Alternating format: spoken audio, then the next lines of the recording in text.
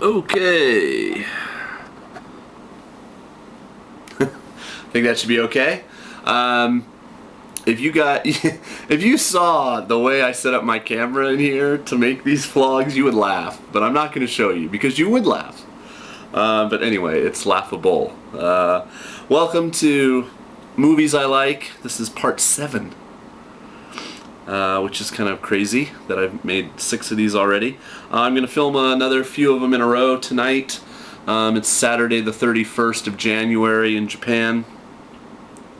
And hopefully post them up over the course of the next week or so. Thanks to all of you who've been watching and making comments. And we'll pick up where we left off. So I was in the P's last time, the letter P, out of the glorious binder of DVDs. And I still have a few of the letter P to go. Let's see, in here is Pretty in Pink. So, John Hughes. Should we talk about John Hughes now? Sure, let's talk John Hughes. Oh, actually, you know what? I have a John Hughes box set coming up, and I'll talk about him then. Pretty in Pink. Somebody asked me to give more descriptions of the movies in case you guys haven't seen them. Pretty in Pink is a comedy, a teenage romance comedy. Was made in the mid-'80s by the Brat Pack. They were called Emilio Estevez, Molly Ringwald, Michael Anthony Hall, Rob Lowe, a bunch of these type of actors. I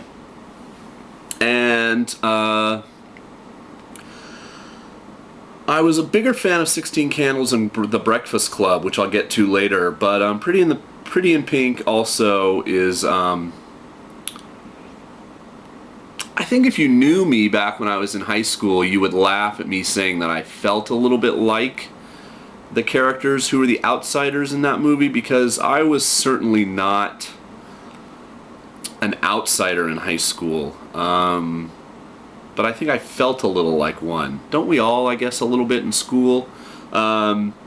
So I identified with Ducky a little bit. There was certainly a girl in high school I liked a lot who was quote-unquote out of my league, I guess, and but befriended me because I was a nice guy. I still am.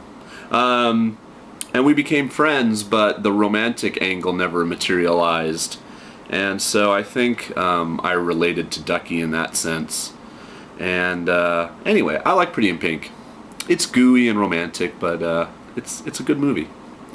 Okay, the last P I'm going to talk about, let me make sure there's no P's on the next page, there isn't, is, again, you know, throughout this series I've talked about desert island discs, and this would be one of the top 10 of all time for me, and that's The Princess Bride.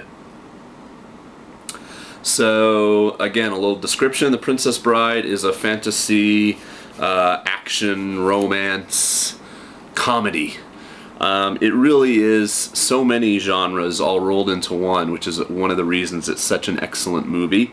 It was made by Rob Reiner, who, at the start of his career at least, just made excellent movie after excellent movie.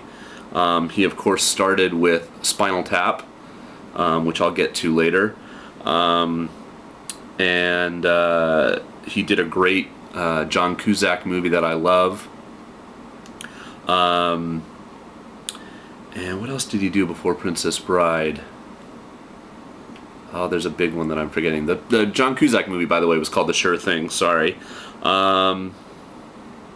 Anyway, he went on to make When Harry Met Sally and some other very, very, very popular movies. The Princess Bride, of course, is one of those movies that, you know, when it came out, people weren't really sure what to make of it. I don't think the studio quite knew what it had.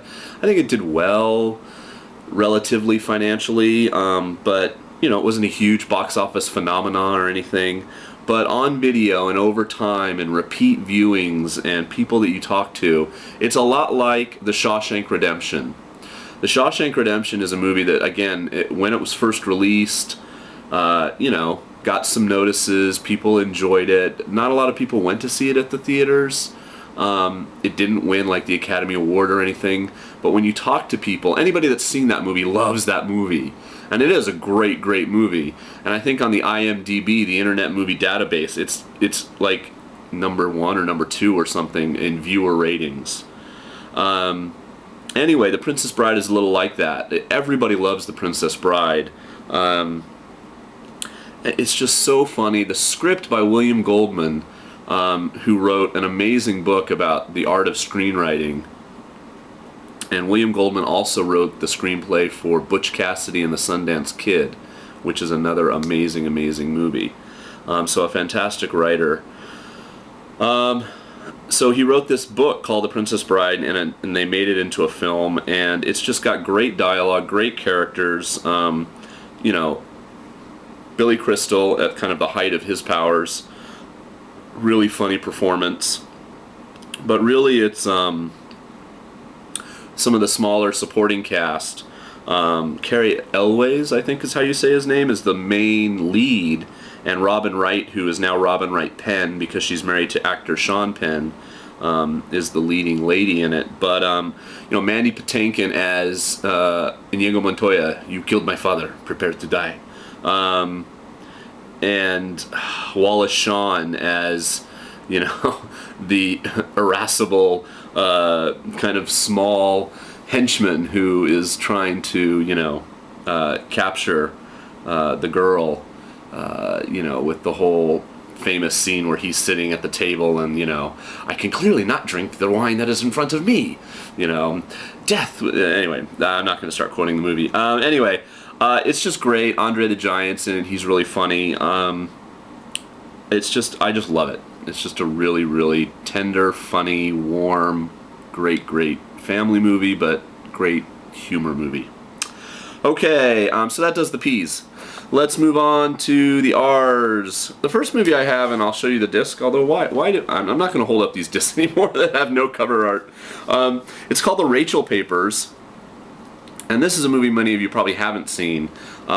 Because my mother and father are from England, I think I have a strong affinity for movies from England.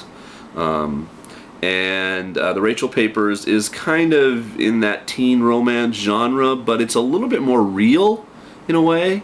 And the lead actor in it has gone on to be in other things like Lock, Stock, and Two Smoking Barrels and some other small parts. But in this movie, and I forget the guy's name, I apologize, he plays kind of a crafty, Ferris Bueller-esque type character who's trying to woo a girl who happens to be Ione Skye, an actress I don't really care for.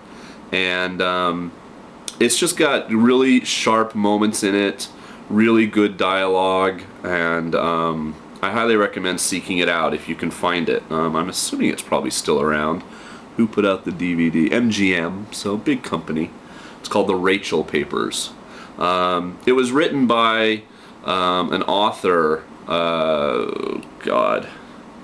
See, I don't prepare for these things. You gotta. What's his name? Oh my God, I'm forgetting. Anyway, this is one of his first books, and he went on to write, I think, another book called Money.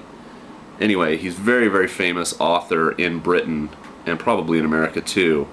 And I'll try to put it in the comments or something. Anyway. So it was one of his first books. It got made into a movie, and I really enjoyed the movie they made out of it. Okay, wow, did I only talk about 3 movies? That's insane. Okay, I know I'm running out of time. Rashomon is the next film, and will I have time to talk? No, I won't. Okay, so Rashomon. Stay tuned for the next vlog. We'll talk Rashomon. And hopefully I'll get through the R's. Although the R's, well, it's not too many flicks. Alright, so that was part 7. Part 8 coming up. Thanks for watching. Bye!